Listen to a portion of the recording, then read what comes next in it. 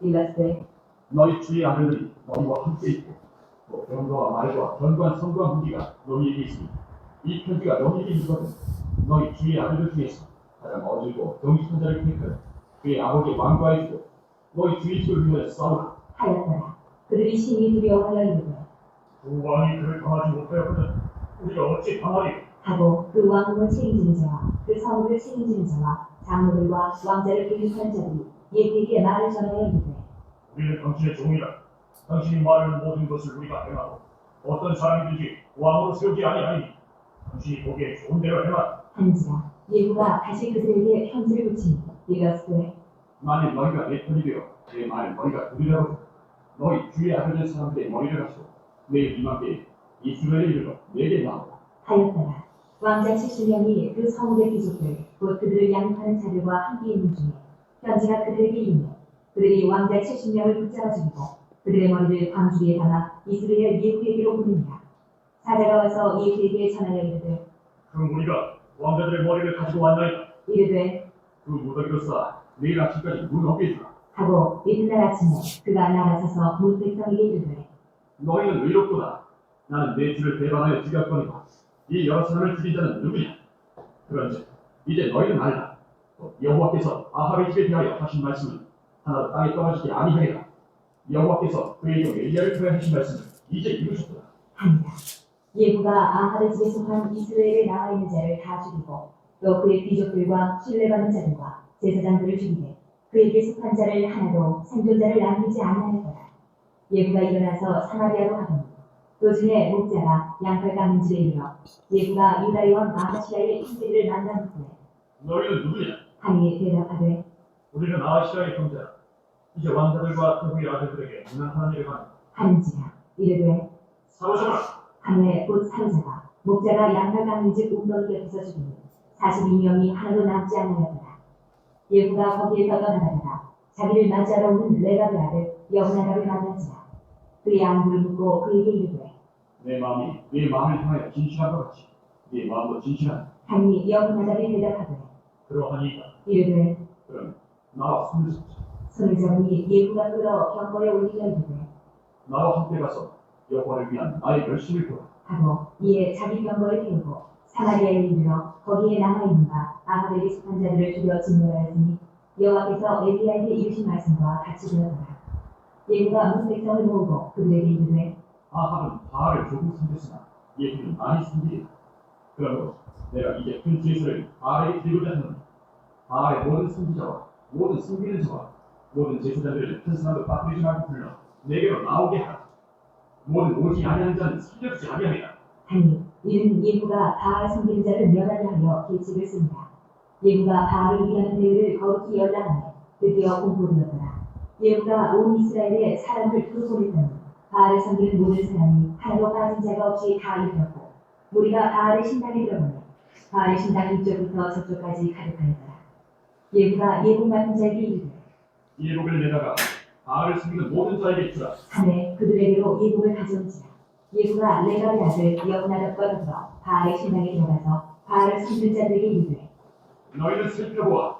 바알을 섬기는 자들만 여기 있게 하고 여호와의 종은 하나도 여기 너희 중에 있지 못하겠다. 하고 무리가 번제와 다른 제사를 드리려고 들어간 뒤에 예후가 80명을 밖에 두며 이르되 내가 너희 손에 넘겨주는 사람을 한 사람이라도 도망하게 하는 자는 자기 생명으로 그 사람의 생명을 대신하리라. 하니라. 번제 드리기를 다음에 예후가 호위병과 지휘관들에게 이르되 들어가서 한 사람도 나가지 못하게 하고 죽이라. 하매 호위병과 지휘관들이 칼로 그들을 죽여 밖에 던지고 바알의 신당 있는 성으로 가서 바알의 신당에서 목당들을 가져다가 불사르고 바알의 목당을 헐며 바알의 신당을 헐어서 변소를 만들었더니 오늘까지 이릅니다. 예후가 이와 같이 이스라엘 중에서 바알을 멸하였으나 이스라엘에게 범죄하게 한 느바트 아들 여로보암의 죄 곧 베델과 단에 있는 금송아지를 섬기는 죄에서는 떠나지 아니하였더라. 여호와께서 예후에게 이르시되 내가 아버지의 정직한 일을 행하고 잘 행하여 내 마음에 있는 대로 아합 집에 다 행하였으니 내 자손이 이스라엘 왕위를 이어 4대를 지내리라. 하시니라. 그러나 예후가 전심으로 이스라엘 하나님 여호와의 율법을 지켜 행하지 아니하며 여로보암이 이스라엘에게 범하게 한 그 죄에서 떠나지 아니하였더라. 이때 여호와께서 네, 여기까지 보도록 하겠습니다. 제가 기도하고 수요 사경회를 하나님께 올려드리겠습니다. 하나님 아버지, 은혜와 사랑을 감사드립니다. 이 추운 날씨 속에서도 저희들 하나님의 말씀 앞으로 나올 수 있도록 인도하시고 하나님의 귀한 은혜를 누릴 수 있도록 인도하여 주시니 감사드립니다. 오늘도 성령께서 우리 가운데 충만히 임재하여 주시고 이 말씀을 온전히 깨달아 알 수 있도록 인도하시며 또 감동감화하셔서 하나님의 말씀을 우리의 삶 속에 살아내고 또 하나님의 뜻을 온전히 드러내는 참된 믿음의 삶을 살아갈 수 있도록 인도하여 주옵소서. 믿고 감사드리며 예수 그리스도의 이름으로 기도드립니다. 아멘. 우리 찬송가 200장 함께 찬양하겠습니다. 찬송가 200장입니다. 달고 묘한 그 말씀, 생명의 말씀은 귀한 그 말씀 진실로 생명의 말씀이 나의 길과 믿음 밝히 보여줄 아름답고 귀한 말씀 생명샘이로다. 아름답고 귀한 말씀 생명샘이로다. 귀한 주님의 말씀은 내 노래 되도다. 모든 사람을 살리는 생명의 말씀을 값도 없이 받아 생명길을 가니 아름답고 귀한 말씀 생명샘이로다. 아름답고 귀한 말씀 생명샘이로다. 널리 울리어 퍼지는 생명의 말씀은 마음의 용서와 평안을 골고루 주나니 다만 예수 말씀 듣고 복을 받네. 아름답고 귀한 말씀 생명샘이로다. 아름답고 귀한 말씀 생명샘이로다. 아멘. 우리 하나님의 말씀 열왕기하 9장 1절에서 10절까지의 말씀을 보도록 하겠습니다. 열왕기하 9장 1절에서 10절까지의 말씀 우리 한 절씩 교독하여 읽겠습니다. 선지자 엘리사가 선지자의 제자 중 하나를 불러 이르되 너는 허리를 동이고 이 기름병을 손에 가지고 길르앗 라못으로 가라.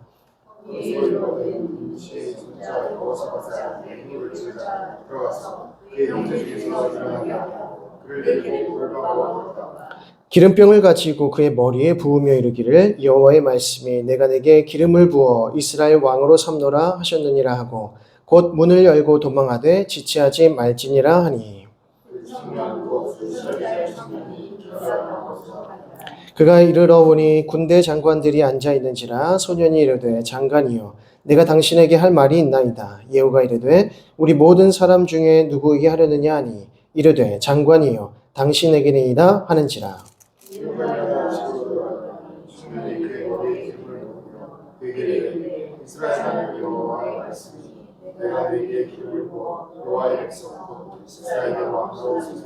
너는 내 주 아합의 집을 치라. 내가 나의 종 곧 선지자들의 피와 여호와의 종들의 피를 이세벨에게 갚아 주리라.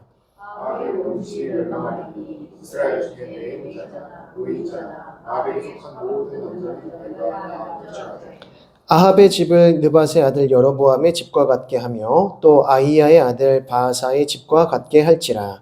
이스라엘 지방에서 개들이 이세벨을 먹으리니 그를 장사할 사람이 없으리라 하셨느니라 하고 곧 문을 열고 도망하니라. 아멘. 예, 우리가 지난 시간까지 엘리사의 사역들을 조금 돌아보면서 북이스라엘 나라가 민족이 얼마나 하나님 앞에 범죄하였고 완악한 삶을 살아갔는지 그 영적인 상태에 대해서 살필 수가 있었습니다.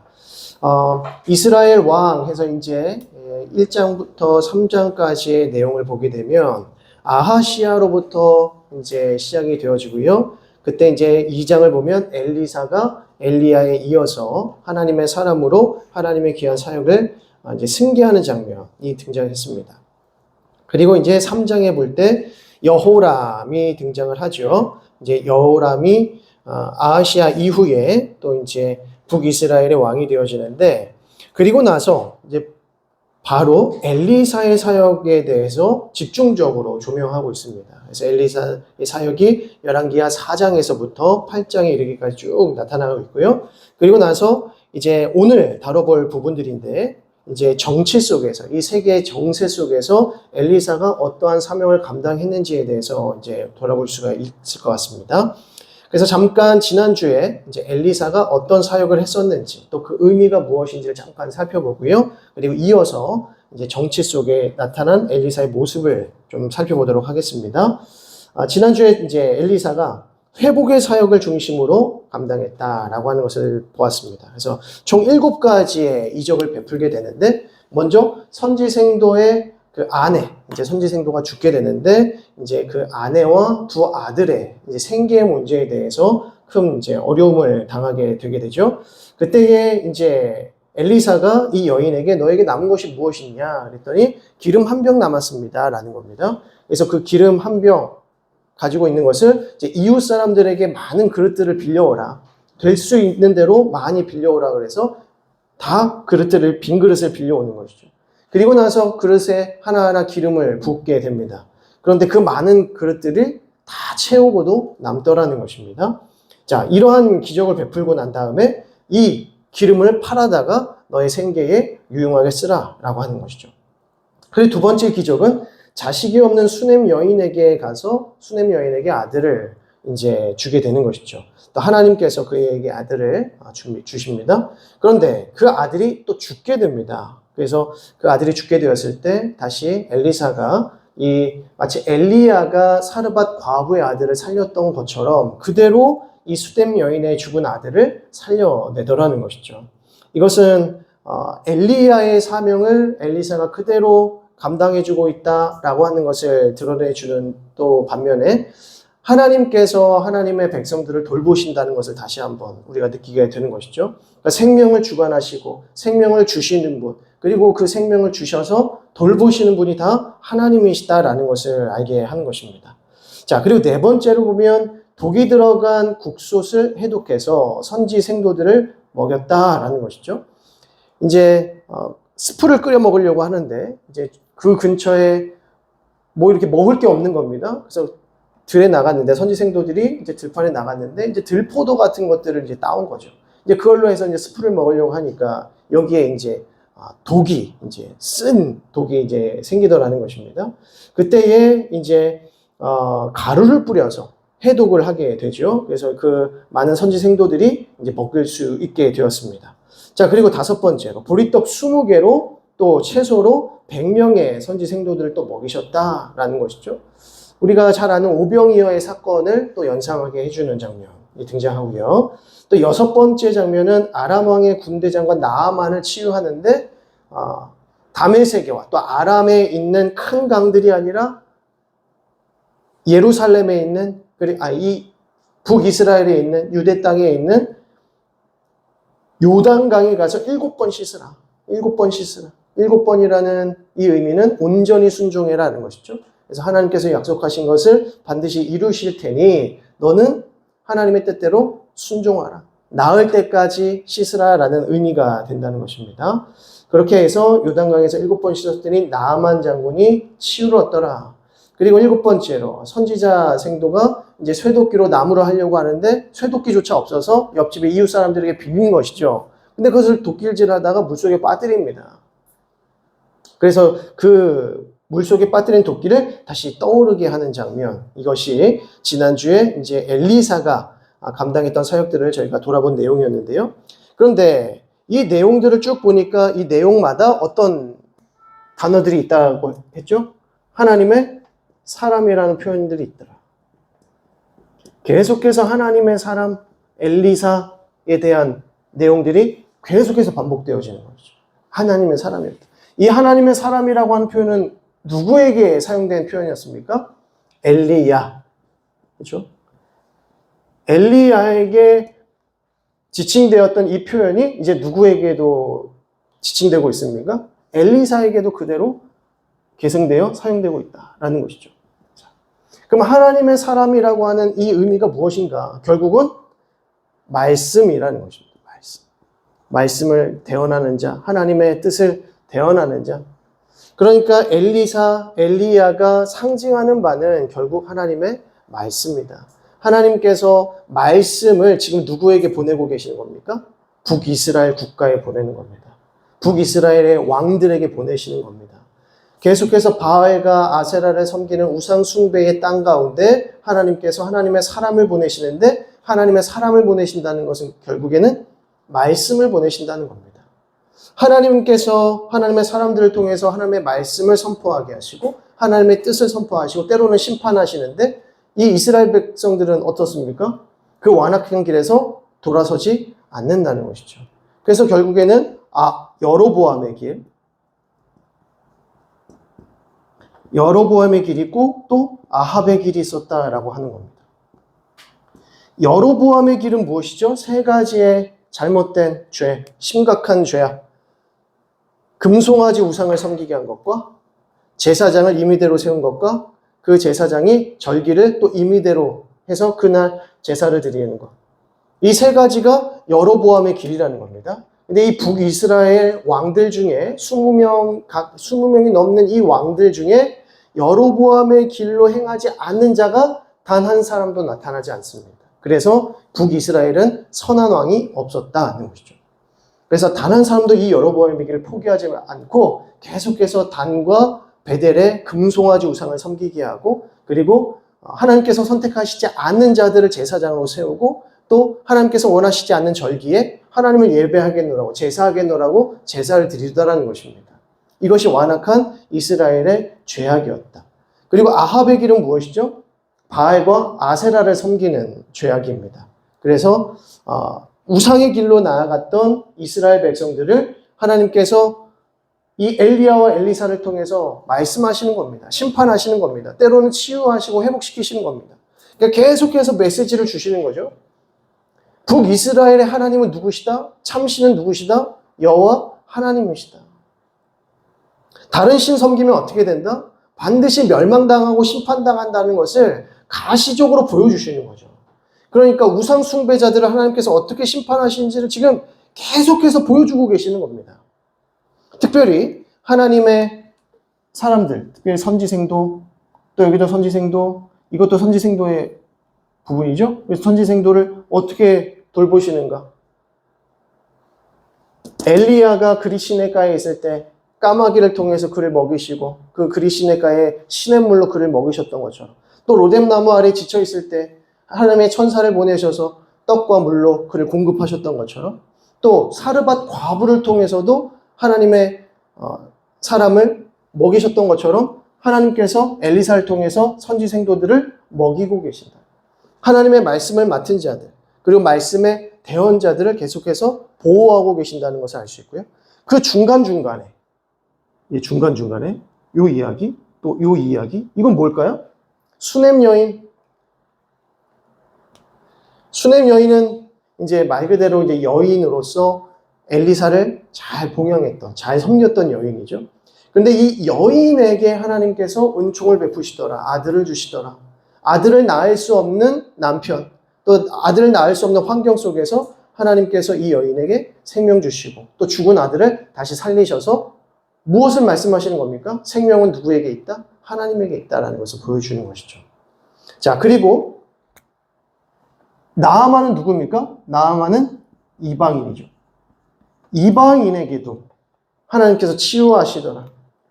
그러니까 하나님께서는 아람이든지 북이스라엘이든지 남유다든지 하나님께서 다스리고 계시고 하나님께서 지금도 말씀하고 계십니다. 그리고 하나님께서는 어떠한 자들을 통해서라도 하나님의 뜻을 이루어 가실 수 있는 분이시다라는 것을 보여줍니다. 그래서 지금 계속해서 솔로몬 이후에 여로보암과 르호보암을 통해서 북이스라엘 남유다로 분열되죠. 분열된 이후에 모든 초점이 지금 어느 나라에 가 있습니까? 북이스라엘에 가 있습니다.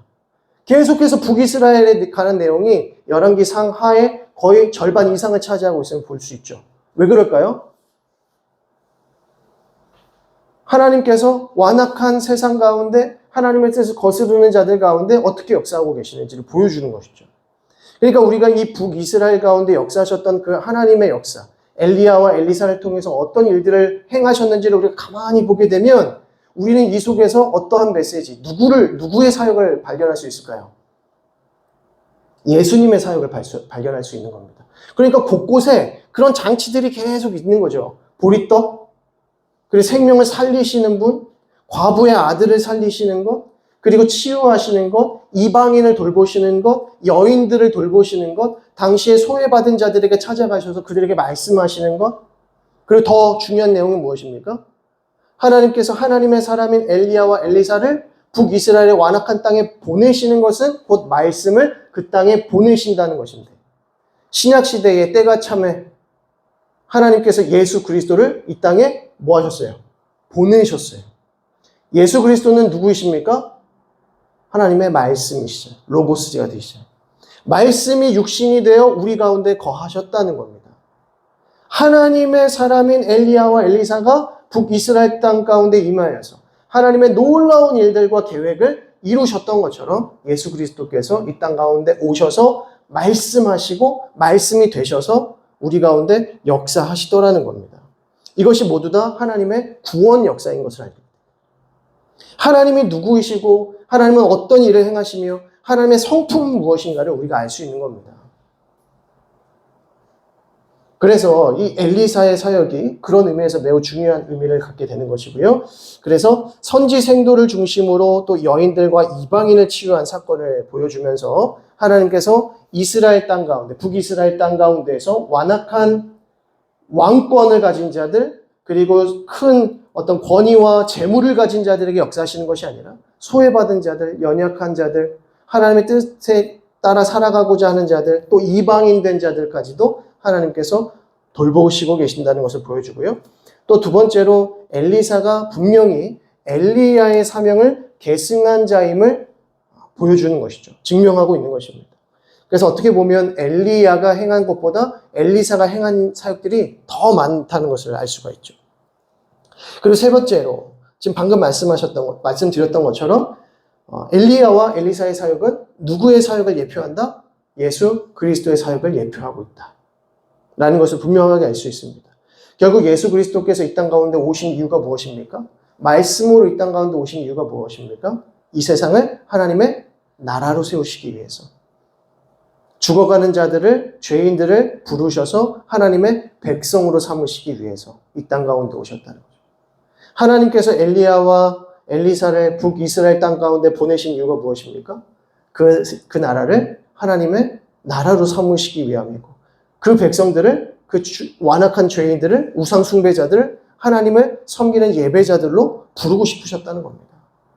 그런데 그 죄악이 얼마나 심각한가, 얼마나 끝까지 깨닫지 못하고 순종하지 아니하고 하나님과의 언약을 파기하고 살아가는가, 얼마나 율법에 대하여 또 하나님의 그 뜻에 대하여 무지한가라는 것을 보여줍니다. 그래서 우리는 어쩌면 신앙생활을 하다가 신앙생활을 쭉 해 나아갈 때 우리는 북이스라엘 같은 사람들은 아니다라는 생각을 할 때가 많습니다. 우리는 오히려 남유다와 같이 또 신약시대에 구원받는 초대교회 성도들과 같이 나는 구원 얻은 자로서 살아가고 있다 이렇게 생각할지 모르지만 하나님께서 우리에게 이 열왕기 상하의 말씀을 주시는 이유가 무엇일까요? 아니다. 너는 여전히 북이스라엘의 민족 가운데 있다라는 것을 보여주는 거죠. 지금 네가 하나님의 말씀과 하나님의 뜻을 받아들이고 있느냐? 순종하고 있느냐? 하나님을 경험하고 있느냐? 하나님이 어떤 분이신지 고백하고 있느냐? 너는 하나님을 알고 있느냐? 또 한편으로는 네가 우상 숭배하고 있는 것은 아니냐. 하나님을 섬긴다라고 하지만 정말 하나님을 잘 알고 있느냐. 여로보암도 단과 베델에 금송아지 우상을 세우면서 그 북이스라엘 백성들에게 뭐라고 했습니까? 이것은 여호와 하나님이라고 했습니다. 뭐 바알이라고 한 것도 아니고 아세라라고 한 게 아니에요. 우리를 여기까지 인도하신 여호와 하나님이라고 했어요. 아론이 금송아지 우상 만들고 뭐라고 했습니까? 우리를 애굽에서 구원하신 여호와 하나님이라고 했어요. 이게 뭡니까? 그러니까 하나님이 어떤 분이신지를 전혀 알지 못하는 거죠. 우리가 예수 그리스도를 믿는다고 하고 또 믿는 신앙생활을 하고 있다고 하지만 우리가 정말 이 말씀에 주시는 메시지처럼 하나님을 잘 알고 있는가? 하나님이 어떤 분이신지를 알고 있는가? 하나님의 뜻이 무엇인지 분별하면서 순종하는 삶을 살아내고 있는가라는 것을 돌이켜볼 수 있어야 되는 것이죠. 그래서 하나님께서 우리에게 이 열왕기 상하의 말씀을 주신 것이다 라는 것을 알 수 있습니다. 자, 여기까지 정리하시면 될 것 같고요. 자, 이어서 국제 정치 속의 엘리사에 관한 내용이 총 4가지가 등장하고 있습니다. 첫 번째로 엘리사를 잡으러 온 아람 군대를 물리치신 사건, 또 사마리아 성이 아람의 공격을 받았다가 구원을 얻은 것, 또 수넴 여인이 소유지와 재산을 다시 되찾은 일, 또 하사엘이 아람 왕이 될 것을 예언했던 일이라고 나타납니다. 자, 먼저 아람 군대가 엘리사를 잡으러 온다라는 내용이 등장하는데요. 자, 6장의 말씀을 보겠습니다. 열왕기상 6장의 말씀. 이제 새도끼 사건이 먼저 등장하고요. 그 다음에 이제 8절을 보면 그때에 아람 왕이 이스라엘과 더불어 싸우며 그의 신복들과 의논하여 이르기를 우리가 아무데 진을 치리라 하였더니 하나님의 사람이 이스라엘 왕에게 보내 이르되 왕은 삼가 아무 곳으로 지나가지 마소서 아람 사람이 그곳으로 나오나이다 하는지라. 이스라엘 왕이 하나님의 사람이 자기에게 말하여 경계한 곳으로 사람을 보내 방비하기가 한두 번이 아닌지라. 이러므로 아람 왕의 마음이 불안하여 그 신복들을 불러 이르되 우리 중에 누가 이스라엘 왕과 내통하는 것을 내게 말하지 아니하느냐라고 합니다. 무슨 말입니까? 아람 왕이 북이스라엘 치기 위해서 점령하기 위해서 공격하러 내려가는 족족 진을 치고 있다는 겁니다. 아니 도대체 얘네들이 우리가 쳐들어올지 어떻게 알고 지금 가는 곳곳마다 진을 치고 있느냐. 그러면서 4절에 뭐라고 합니까? 11절에 뭐라고 합니까? 이들 중에 너희들 가운데 혹시 적과 내통하는 자가 있는 것이 아니냐. 간첩이 있는 거 아니냐라는 겁니다. 그런데 12절을 보니까 그 신복 중에 한 사람이 이르되 우리 주 왕이여 아니로소이다. 오직 이스라엘 선지자 엘리사가 왕이 침실에서 하신 말씀을 이스라엘의 왕에게 고하나이다 하는지라. 왕이 이르되 너희는 가서 엘리사가 어디 있나 보라. 내가 사람을 보내어 그를 잡으리라. 왕에게 아뢰어 이르되 보라 그가 도단에 있도다 하나이다 라고 합니다. 지금 한 신복이 아람 왕에게 뭐라고 하는 겁니까? 아닙니다. 우리에게 내통하는 자가 있는 것이 아니라 엘리사라고 하는 하나님의 선지자가 왕께서 침실에서 꿈꾸고 침실에서 대화한 내용을 다 알려주고 있다는 겁니다. 믿음이 대단합니다. 신하의 믿음이 대단해요. 근데 왕도 대단합니다. 잡아오라. 가서 잡아오라. 엘리사를 잡아오라. 아람 왕도 그를 지금 능력 있게 생각하는데요. 자, 그러면서 15절을 보시면 하나님의 사람의 사환이 일찍 일어나서 나가보니 군사와 말과 병거가 성읍을 에워쌌는지라. 그의 사환이 엘리사에게 말하되 내 주여 우리가 어찌하리이까니 대답하되 두려워하지 말라 우리와 함께한 자가 그들과 함께한 자보다 많으니이다 하고 라고 합니다. 그래서 지금 아람 왕이 말과 병거와 수많은 군대들을 데리고 지금 어디로 가는 겁니까?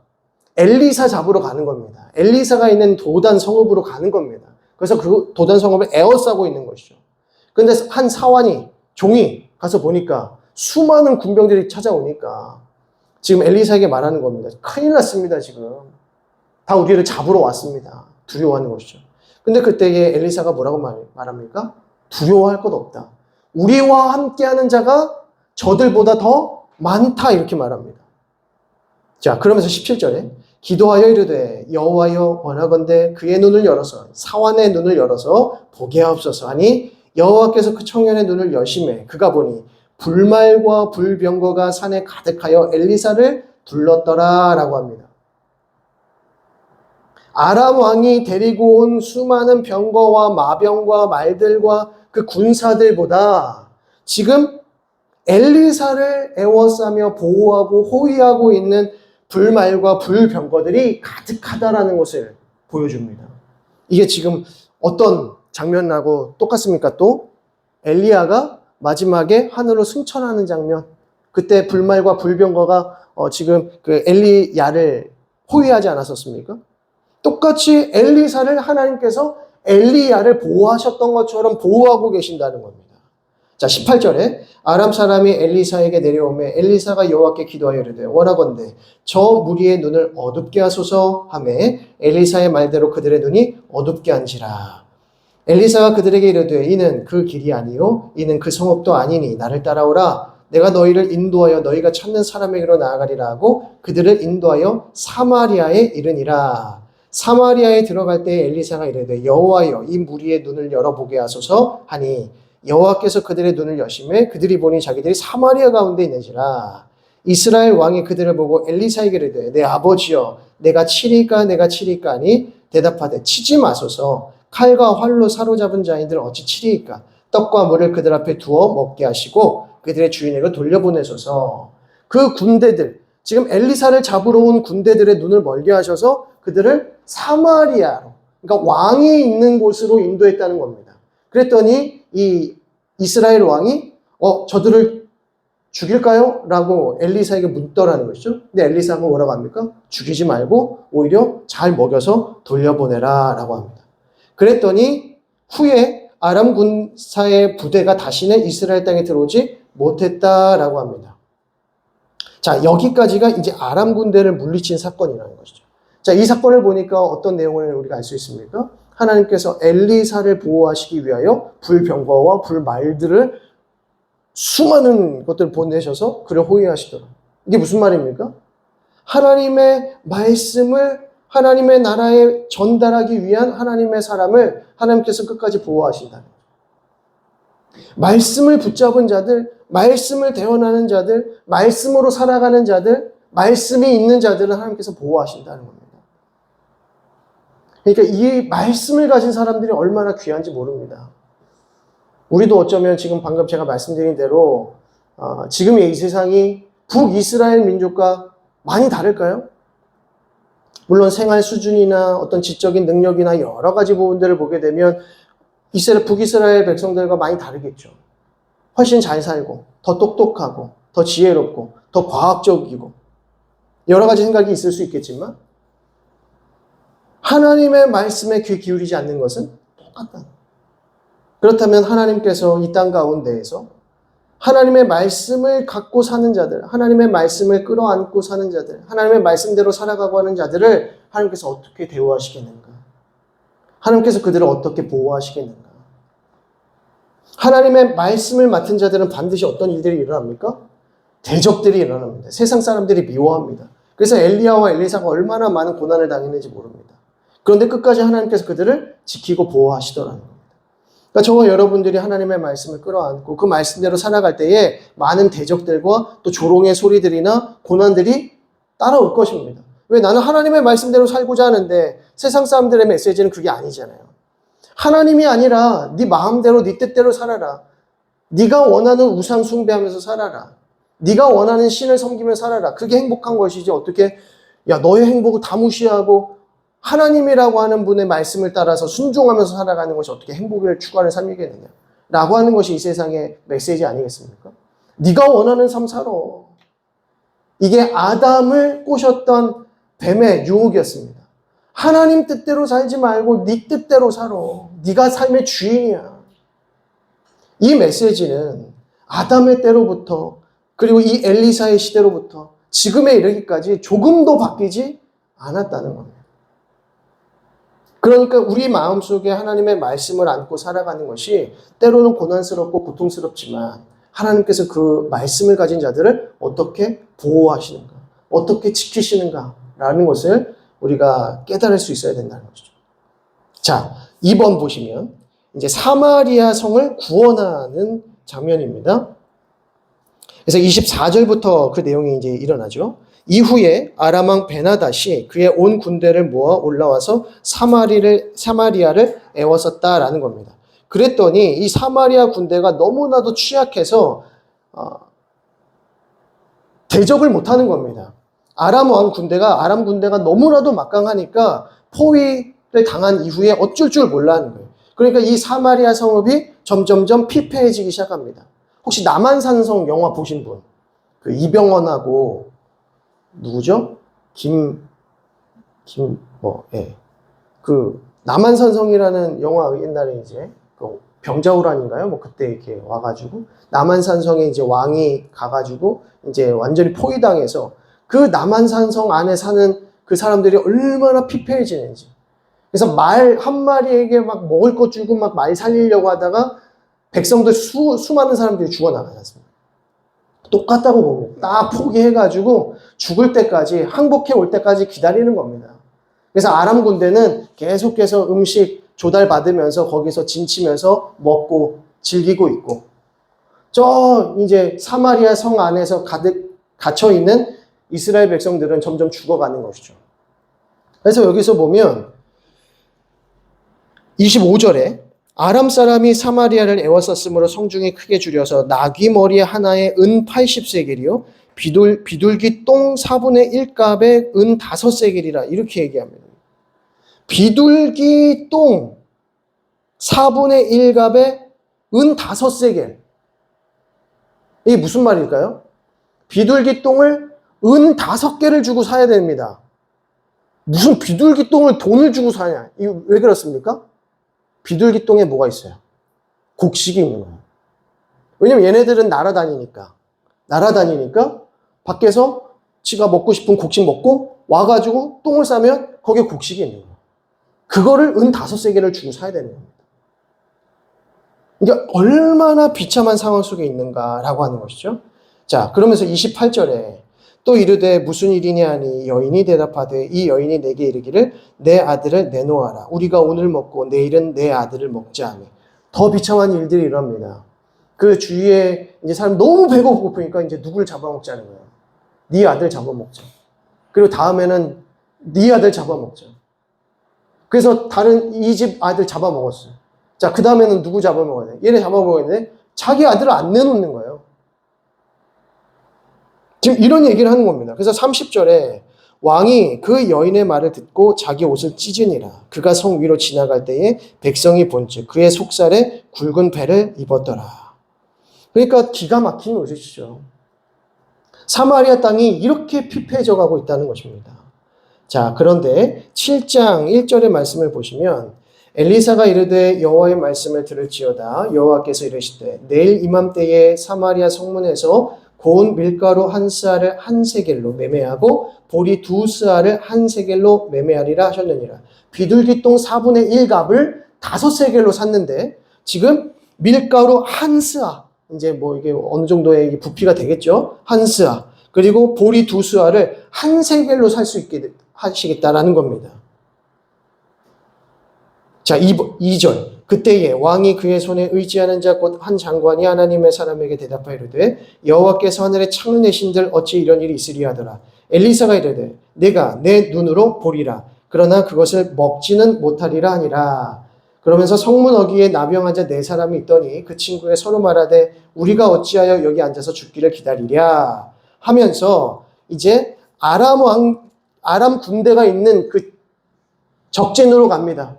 나병 환자 4명이서. 그래서 여기서 죽든지 아니면 아람 군대들에게 뭐 칼로 맞아 죽든지 활로 맞아 죽든지 어찌됐든 그 아람 땅에 가서 아람 군대들에게 가서 먹을 것 좀 달라고 하자 하고 가는 겁니다. 근데 아람 진영에 있어야 할 아람 군대들이 아람 군사들이 없는 겁니다. 없는 거예요. 그래서 5절 보시면 아람 진으로 가려 하여 해질 무렵에 일어나 아람 진영 끝에 이르러서 본즉 그곳에 한 사람도 없으니 이는 주께서 아람 군대로 병거 소리와 말소리와 큰 군대의 소리를 듣게 하셨으므로 아람 사람이 서로 말하기를 이스라엘 왕이 우리를 치려하여 햇사람의 왕들과 애굽 왕들에게 값을 주고 그들을 우리에게 오게 하였다 하고 다 도망쳤다고 합니다. 무슨 말씀인지 아시겠죠? 아람 군대들이 사마리아를 포위하고 기다리고 있는데 갑자기 수많은 말발굽 소리와 군사들의 소리와 여러 무리들의 소리가 들린다는 겁니다. 근데 이 소리를 들어보니까 이거는 사마리아 땅에 있는 군대들의 소리가 아니거든요. 헷 사람의 군대와 애굽 사람의 군대를 지금 다 몰고 온다. 도망치자 해서 도망가더라는 겁니다. 그래서 그 아람 진영에 한 사람도 남지 않았고요. 오히려 10절을 보시면 가서 성읍 문지기를 불러 그들에게 말하 이르되 우리가 아람 진에 이르러서 보니 거기에 한 사람도 없고 사람의 소리도 없고 오직 말과 나귀만 메어 있고 장막들이 그대로 있더이다. 그러니까 자기들의 나귀와 먹을 것과 뭐 텐트와 이런 거 다 가져가지도 못한 거예요. 무기도 가져가지 못한 거죠. 죽을까봐 다 도망간 겁니다. 그러니까 거기 남아있는 게 다 누구의 것입니까? 사마리아 사람들의 것이네요. 자, 그러면서 15절에 그들이 그들의 뒤를 따라 요단에 이른즉 아람 사람이 급히 도망하느니라고 버린 의복과 병기가 길에 가득하였더라. 사자가 돌아와서 왕에게 알리니 백성들이 나가서 아람 사람의 진영을 노력한지라. 이에 고운 밀가루 한 스아에 한 세겔이 되고 보리 두 스아가 한 세겔이 되니 여호와의 말씀과 같이 되었고 왕이 그의 손에 의지하였던 그의 장관을 세워 성문을 지키게 하였더니 백성이 성문에서 그를 밟음에 하나님의 사람의 말대로 죽었으니 곧 왕이 내렸을 때에 그가 말한 대로라. 그리고 18절에 하나님의 사람이 왕에게 말한 바와 같으니. 그리고 19절에 그때에 이 장관이 하나님의 사람에게 대답하여 이르되 라고 합니다. 다시 한번 마지막 부분 가니까 하나님의 사람의 말대로. 그러니까 사마리아를 포위하고 아람 군대가 다 도망할 것이다 라고 하는 그 하나님의 말씀을 엘리사가 전했더니 그대로 되더라. 하나님의 사람이 말한 그대로 이루어지더라. 지금 이 말씀을 하고 있는 거죠. 그러면 왕들과 이스라엘 사람들은 무엇을 느끼겠습니까? 엘리사의 말대로 다 이루어진다. 하나님의 뜻대로 다 이루어지고 있다는 것을 알 수가 있는 것이죠. 자, 그러면서 이제 8절을 보겠습니다. 8장 1절을 보시면 엘리사가 이전의 아들을 다시 살려준 여인에게 이르되 너는 일어나서 내 가족과 함께 거주할 만한 곳으로 가서 거주하라. 여호와께서 기근을 부르셨으니 그대로 이 땅에 7년 동안 임하리라 하니 라고 합니다. 그러면서 그 수넴 여인이 블레셋 땅으로 갔다가 이 기근이 다 끝날 무렵에 다시 돌아왔습니다. 3절을 보시면 7년이 나함에 여인이 블레셋 사람들의 땅에서 돌아와 자기 집과 전토를 위하여 호소하려 하여 왕에게 나아가더라. 돌아왔더니 자기 집과 자기의 모든 소유를 다른 사람이 차지하고 있는 겁니다. 그래서 이것을 토로하는 것이죠. 그러면서 4절에 그때의 왕이 하나님의 사람의 사환 게하시가 서로 말하며 이르되 너는 엘리사가 행한 모든 큰 일을 내게 설명하라 하니 게하시가 곧 엘리사가 죽은 자를 다시 살린 일을 왕에게 이야기할 때에 그 다시 살린 아이의 어머니가 자기의 집과 전토를 위하여 왕에게 호소하는지라. 게하시가 이르되 내 주 왕이여 이는 그 여인이요 저는 그의 아들이니 곧 엘리사가 다시 살린 자이니라 하니라. 그러면서 6절에 왕이 그 여인에게 물음에 여인이 설명한지라. 왕이 그를 위하여 한 관리를 임명하여 이르되 이 여인에게 속한 모든 것과 이 땅에서 떠날 때부터 이제까지 그의 밭에 소출을 다 돌려주라 라고 합니다. 수넴 여인이 잃어버렸던 모든 것을 다시 이스라엘 왕이 되찾아 주는 것이죠. 자, 이렇게 해서 또 수넴 여인의 소유주와 재산을 되찾은 이야기가 나오고요. 그리고 마지막 4번을 보시면 이제 하사엘은 아람 왕, 아람의 사람입니다. 이 아람의 군대 장관인데 이제 하사엘이 아람의 왕이 될 것을 이제 예언하는 것이죠. 그리고 결국 왕이 됩니다. 이 말씀인즉슨 엘리사가 말한 그대로 이루어지더라. 하나님의 사람인 엘리사가 말한 그대로 하나님의 역사가 이루어지더라. 그랬더니 북이스라엘의 왕조차도 엘리사를 두려워하게 되고 사람들이 다 엘리사를 두려워하게 되라. 그러니까 엘리사가 수넴 여인에게 은혜를 베풀었습니다 라고 하니까 이스라엘 왕 역시도 은혜를 베풀어라 라고 하는 겁니다. 이렇게 해서 조금씩 회복되어져 가는 모습들을 볼 수가 있는 것이죠. 자, 이어서 이제 유다 왕의 내용을 보겠습니다. 이거 짧은 내용이니까. 그래서 먼저 여호람에 관한 내용이 등장합니다. 여호람 8장 16절에서 24절의 말씀인데요. 이 내용은 짧게 요약을 하면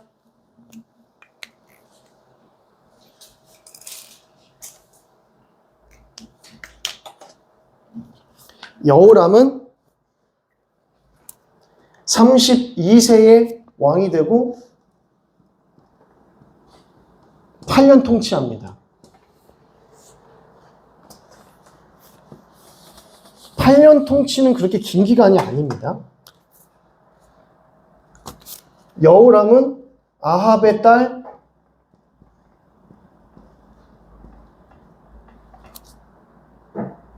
아달랴와 결혼을 합니다.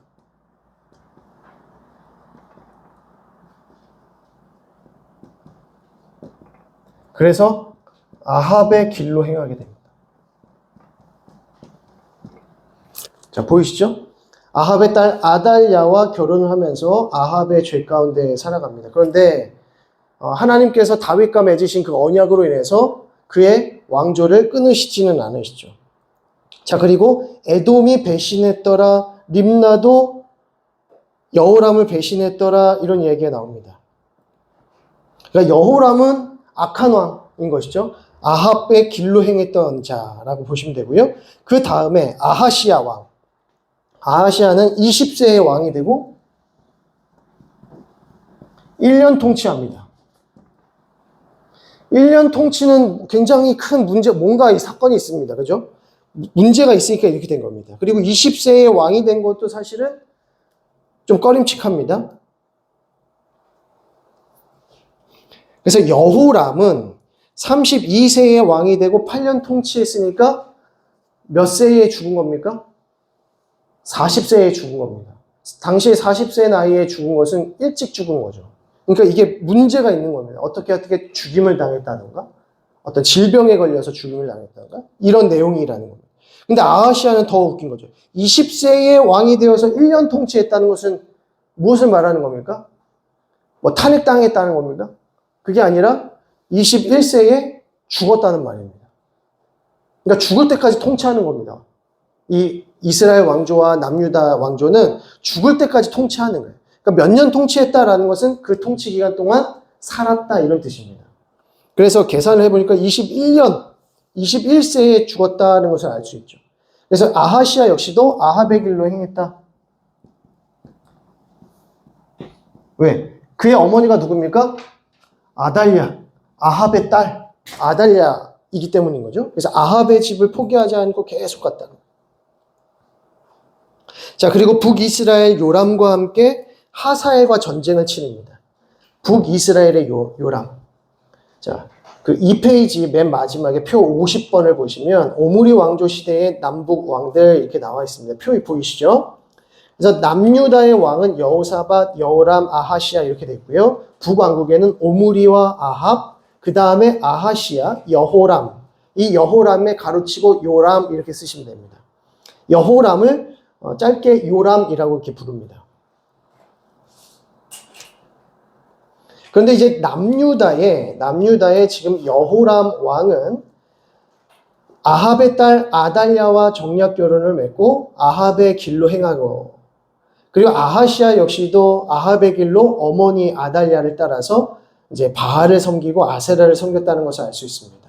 그런데 이때에 하사엘이 왕으로 세움을 받고 아람 왕과 이제 아람의 땅과 아람 민족들과 싸우게 되는 겁니다. 그래서 북이스라엘의 요람 왕과 함께 연합해서 아람을 치는 거죠.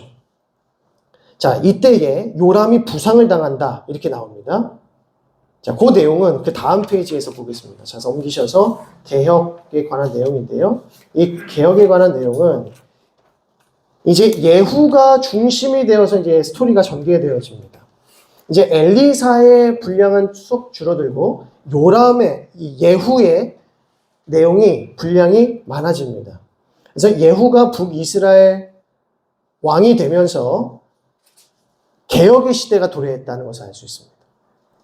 자, 제일 먼저 이제 9장에 오늘 읽은 내용이죠. 이제 예후가 이제 왕으로 기름 받게 되는데, 우리가 저번에 엘리야가 호렙산에서 하나님의 세미한 음성 가운데 하나님의 말씀을 들었음을 볼 수 있었습니다. 그때 하나님께서 약속해 주시기를 바알에게 무릎 꿇지 않은 7천인을 너희 위해서 남겨두었다. 이 말씀을 하시기 전에 아합의 왕조를 누가 칠 것이고 이 사람이 치지 않으면 누가 칠 것이고 이 사람이 치지 않으면 누가 칠 것이다. 이렇게 쭉 나와요. 그때 제일 먼저 등장하는 인물이 하사엘입니다.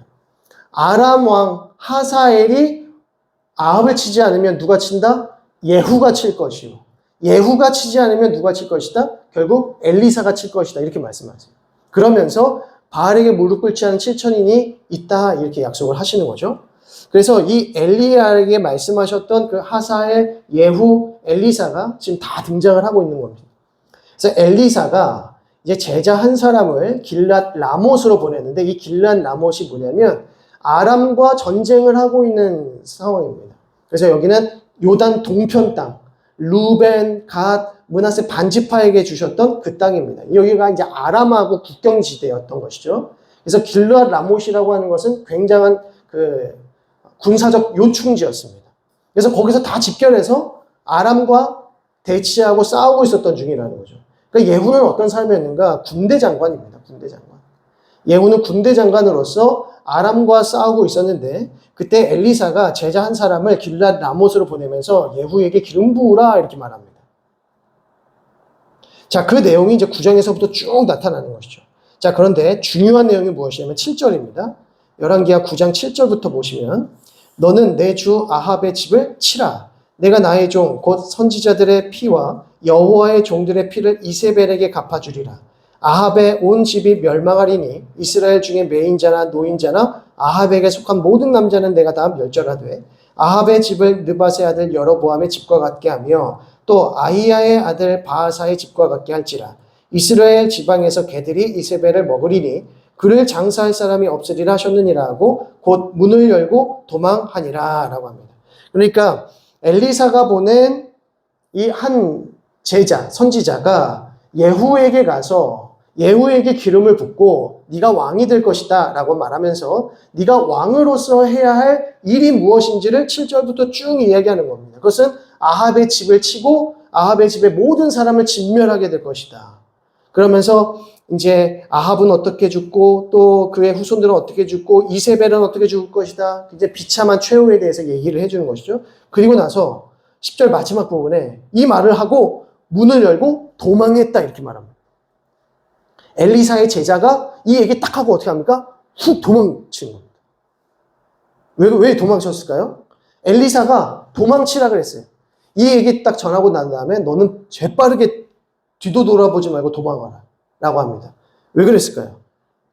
예후와 그의 군대가 이 사람을 죽이던지 아니면 이 얘기를 곁에 듣고 있었던 아합의 이 사람들이 혹여나 이 사람을 죽일 수 있다는 거예요. 그래서 빨리 와야 돼요.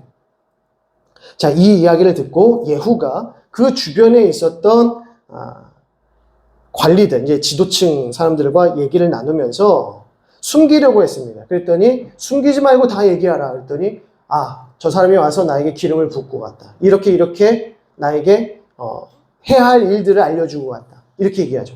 그때에 그 주위의 사람들이 예후를 왕으로 세웁니다. 13절. 무리가 각각 자기의 옷을 급히 가져다가 섬돌 위, 곧 예후의 밑에 깔고 나팔을 불며 이르되 예후는 왕이라 하니라 라고 합니다. 그래서 예후를 왕으로 삼습니다. 그리고 나서 이제 9장 14절부터 7가지의 과정이 쭉 소개되어 있죠.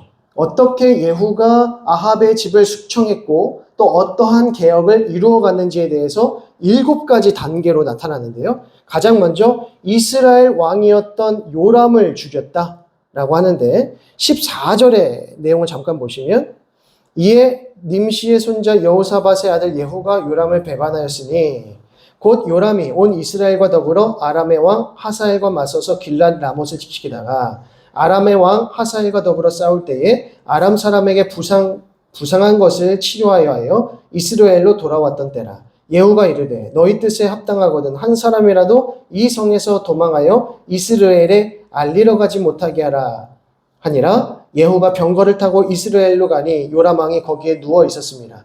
유다의 왕 아하시아는 요람을 보러 내려왔더라 라고 합니다. 이때 유다의 왕 아하시야도 요람이 아프다는 소식을 듣고 이스라엘로 온 겁니다. 그래서 요람 왕이 누워있는 것을 병문안 온 것이요.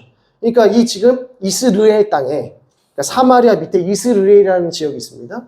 원래 이 이스라엘이 수도였습니다. 그런데 사마리아를 수도로 바꾼 자가 누구죠? 오므리 왕조 때 수도를 바꿨습니다. 그래서 아합의 오므리 왕조 그때에는 사마리아를 수도로 삼는 거죠. 근데 이스라엘에 요람이 누워있을 때에 아하시아도 그쪽에 왔다는 겁니다. 그래서 21절을 보시겠습니다. 21절.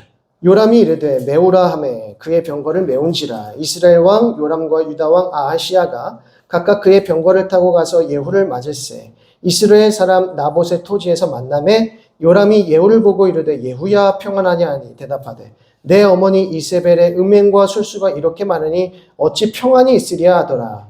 요람이 곧 손을 돌이켜 도망하여 아하시아에게 이르되 아하시아여 반역이로다. 예후가 힘을 다하여 활을 당겨 요람의 두 팔 사이. 두 팔 사이는 뭡니까? 여기죠. 두 팔 사이. 예, 이렇게 표현합니다. 두 팔 사이로 활을 쏘니 염통을 뚫고 나왔다라고 말해요. 그래서 그 가운데 엎드러졌다. 25절에 예후가 그의 장관 빛갈에게 이르되 그 시체를 가져다가 이스라엘 사람 나봇의 밭에 던지라. 나봇의 밭이 뭐죠? 나봇이라고 하는 사람에게 포도원이죠. 나봇의 포도원을 아합이 사고자 했는데 나봇은 하나님께서 그것을 원하시지 않는다. 하나님께서 주신 약속의 땅, 기업을 어떻게 사고 팔 수 있느냐? 그럴 수 없습니다. 라고 했더니 아합이 심히 괴로워했지 않습니까? 그랬더니 이세벨이 왜 괴로워하십니까? 그랬더니 나봇이 그 땅을 안 판대. 괘씸해가지고 나봇을 어떻게 합니까? 음모를 꾸며서 결국 나봇을 죽이게 하죠. 그리고 그것을 공짜로 자기가 취했습니다. 그 나봇의 땅에 누가 죽습니까? 요람이 죽더라. 아합의 이 자식이 죽더라는 것이죠. 그리고 그것이 하나님의 뜻과 같이 그대로 나왔다. 그래서 25절에 예후가 그의 장관 빛갈에게 이르되 그 시체를 가져다가 이스라엘 사람 나봇의 밭에 던지라. 내가 기억하려니와 이전에 너와 내가 함께 타고 그의 아버지 아합을 쫓았을 때에 여호와께서 이같이 그의 일을 예언하셨느니라 고 합니다. 이러면서 이제 요람이 먼저 죽고요. 그리고 27절을 보시면 유다의 왕 아하시아가 이를 보고 정원의 정작길로 도망하니 예후가 그 뒤를 쫓아가며 이르되 그도 병거 가운데서 죽이라 하며 이블르함 가까운 구르비탈에서 치니 그가 무기토까지 도망하여 거기서 죽은지라 라고 합니다. 이제 남유다의 왕 아하시아까지 이제 죽이게 되는 것이죠. 자, 세 번째. 이세벨이 이제 죽음을 맞이하게 되는데 9장 30절의 말씀, 30절 보시면 예후가 이스라엘에 오니 이세벨이 듣고 눈을 그리고 머리를 꾸미고 창에서 바라보다가 예후가 문에 들어오매 이르되 주인을 죽인 너 시므리여 평안하냐. 그러니까 이세벨도 대단한 여자입니다. 반역자가 오는데 흐트러짐을 보이지 않기 위해서 자기를 잘 치장했다는 겁니다. 그러면서 예후가 딱 들어오니까 뭐라고 부르니까 주인을 죽인 너 시므리여 이렇게 말해요. 시므리여. 시므리가 누구죠? 반역하고 7일 만에 죽임당한 사람입니다. 7일 만에 누구한테 죽임을 당했습니까? 오므리에게 죽임을 당합니다. 아합의 아버지 선친에게 죽임을 당했죠. 그러니까 시므리가 반역자 아니겠습니까? 그래서 누구에게 반역자? 예후에게 너 시므리여 이렇게 말합니다. 그러면서 33절에 이르되 그를 내던지라 하니 내려 던짐에 그의 피와 담과 말에게 튀더라. 예후가 그의 시체를 밟으니라. 무슨 말입니까? 이세벨이 창 쪽에 딱 있었는데 그때 같이 있었던 넷이 두 명이 이제 예후에게 온 겁니다. 그래서 예후가 너 어떡할래? 저 여자 죽일래? 아니면 니들도 여기서 같이 죽을래? 그래서 바로 창 밖으로 내던져 버렸습니다. 이세벨을 창 밖으로 내던지니 그 피가 담과 말에게 다 튀는 겁니다. 그래서 예후가 그의 시체를 밟았다라고 합니다. 그래서 이 시체를 걷어다가 다시 장사해주라 라고 하는 거죠. 그런데 35절을 보니까 가서 장사하려 한즉 그 두 골과 발과 그의 손 외에는 찾지 못한지라. 몸이 없는 겁니다. 그러니까 두 골과 발과 손은 있는데 나머지가 다 없는 거예요. 나머지 다 어디 갔을까요? 나머지.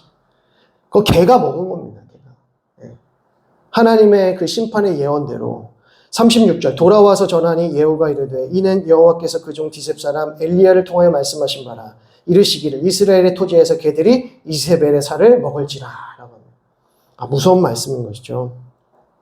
자, 그러면서 이제 10장으로 넘어가게 되면 아합의 아들들 70명이 사마리아에 있게 되는데 예후가 이들을 다 죽이게 됩니다. 그리고 이스라엘에 남아있던 아합의 잔당들, 그의 신하들마저 다 죽이게 되고요. 그리고 5번에 아하시아의 형제들, 10장 12절을 보게 되면 12절 말씀에 예후가 일어나서 사마리아로 가더니 도중에 목자가 양털 깎는 집에 이르러 예후가 유다의 왕 아하시아의 형제들을 만나 묻되 너희는 누구냐 하니 대답하되 우리는 아하시아의 형제라 이제 왕자들과 태후의 아들들에게 문안하러 내려가노라 한지라 이르되 사로잡으라 하매 곧 사로잡아 목자가 양털 깎는 집 웅덩이 곁에서 죽이니 42명이 하나도 남지 아니하였더라 라고 합니다. 그러니까 아하시아 왕이 요람을 문병하러 올 때에 혼자 온 게 아니라 그 아들들까지도 다 데리고 온 겁니다. 그러니까 큰 사절단 같이 많은 사람들이 이제 와서 병문안을 하게 되는 거죠. 그러니까 이 두 사람이 굉장히 친밀했던 것 같습니다. 근데 아하시아가 몇 살이에요? 20세, 21세. 이때, 그러니까,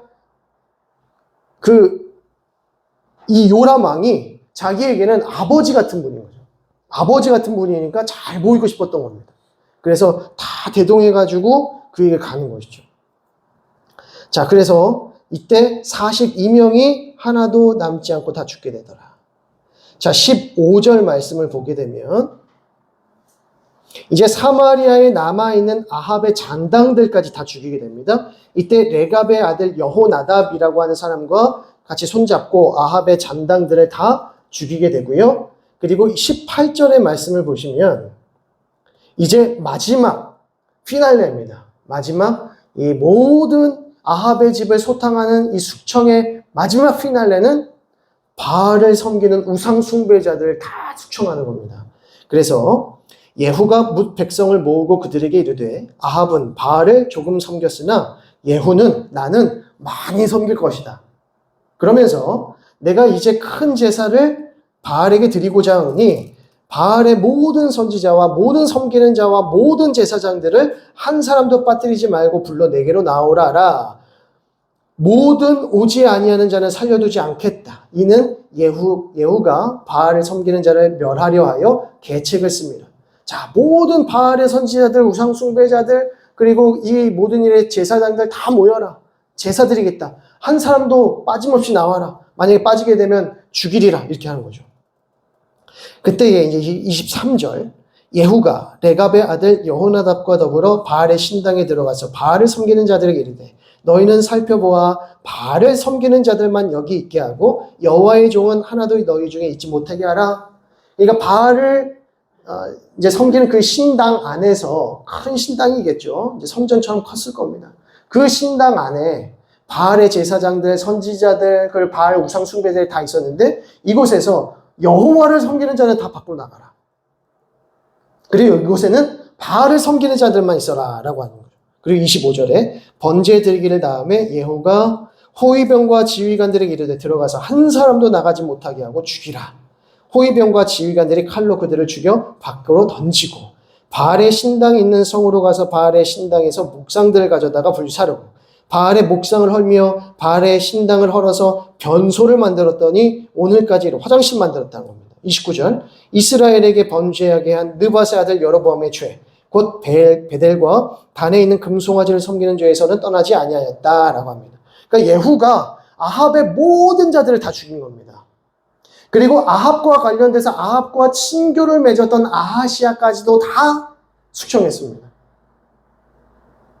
자, 이렇게 다 숙청하고 난 다음에 이 예후에 대한 평가가 무엇이냐면 그게 바로 이제 29절의 말씀인 거죠. 하나님의 뜻대로 다 숙청을 했지만 뭐는 아니했다? 여로보암의 길에서부터 벗어나는 것은 하지 않았다. 그러니까 여로보암의 죄, 베델과 단에 있는 금송아지를 섬기는 이 죄에서는 벗어나지 않았다는 겁니다. 여기에 이제 예후의 가장 큰 아쉬움이 있는 거죠. 근데 예후는 하나님의 뜻을 이행하는 자였으면 분명하지만 그가 하나님의 사람이라고 볼 수는 없는 것입니다.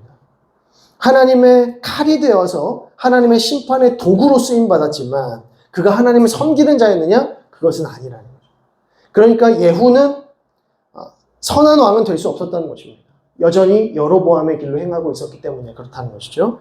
이렇게 해서 이제 예후를 통해서 수청이 일어나고 이제 바알을 섬기는 모든 자들이 깨끗하게 이제 죽게 되는 것입니다. 그러면서 예후에 대한 평가가 이제 등장을 하게 되는 것이고요. 자, 여기서 딱 한 가지만 더 33절을 보시면 10장 33절 요단 동쪽 길르앗 온 땅 곧 갓사람과 르우벤 사람과 므낫세 사람의 땅 아르논 골짜기에 있는 아로엘에서부터 길르앗과 바산까지 하였더라. 이게 무슨 말이냐면 예후가 요단 동편에 있던 르우벤과 갓과 므낫세 반지파가 받았던 이 땅을 잃어버렸다는 것입니다. 그래서 이때 이후로는 이 요단 동편의 땅에 이제 소유권을 주장하지 못하게 되는 것이죠. 그러니까 아람 왕에게 빼앗겼다라는 것입니다. 그래서 36절 예후가 사마리아에서 이스라엘을 다스린 횟수는 28해이더라 라고 합니다. 그러니까 28년 정도 요 정도 섬기는 게 가장 일반적으로 잘 섬겼다라고 이렇게 평가되는 것이고, 그리고 28년 정도 섬긴 것은 다른 이유로 죽은 것은 아니고 그래도 뭐 반역으로 인해서 죽었다던가 이런 방식으로 죽진 않았다라는 것입니다. 자, 이렇게 정리를 하면 예후 왕까지 정리가 되고요. 이제 다음 주부터는 요아스로부터 이제 계속해서 이 영적인 번영기를 어떻게 지내왔는지에 대해서 살펴보도록 하겠습니다. 제가 기도하고 마무리하겠습니다. 하나님 아버지 은혜와 사랑을 감사드립니다. 오늘도 우리에게 주신 말씀을 통하여서 하나님의 뜻과 또 하나님의 말씀을 지키고 사는 것, 하나님의 말씀을 우리 심령 가운데 끌어안고 사는 것이 얼마나 귀하고 복된 것인지를 깨닫게 해주시니 감사드립니다. 하나님, 이 세상에 하나님 말씀의 사람으로 사는 것이 참으로 쉽지 않고 또 고난스러운 일이지만 하나님께서 말씀의 사람들을 어떻게 지키시고 또 보호하시는지를 깨닫고 날마다 믿음 안에서 말씀 안에서 순종하며 살아가는 하나님의 귀한 백성들 다 되어질 수 있도록 인도하여 주옵소서. 하나님께서는 말씀하신 것을 반드시 이루시는 분임을 온전히 깨닫게 하시고 날마다 이 말씀에 붙들려서 하나님의 또 손과 발이 되어 하나님의 귀한 사역들을 잘 감당할 수 있는 우리 모두가 될 수 있도록 역사하여 주옵소서. 감사와 찬양을 올려드리오며 예수 그리스도의 이름으로 기도드립니다. 아멘. 하늘에 계신 우리 아버지여, 이름이 거룩히 여김을 받으시오며 나라의 임하옵시며 뜻이 하늘에서 이룬 것 같이 땅에서도 이루어지이다. 오늘날 우리에게 일용할 양식을 주옵시고 우리가 우리에게 죄 지은 자를 사하여 준 것 같이 우리 죄를 사하여 주옵시고 우리를 시험에 들게 하지 마옵시고 다만 악에서 구하옵소서. 대개 나라와 권세와 영광이 아버지께 영원히 있사옵나이다. 아멘. 우리 옆에 분들에게 수고하셨습니다. 감사합니다.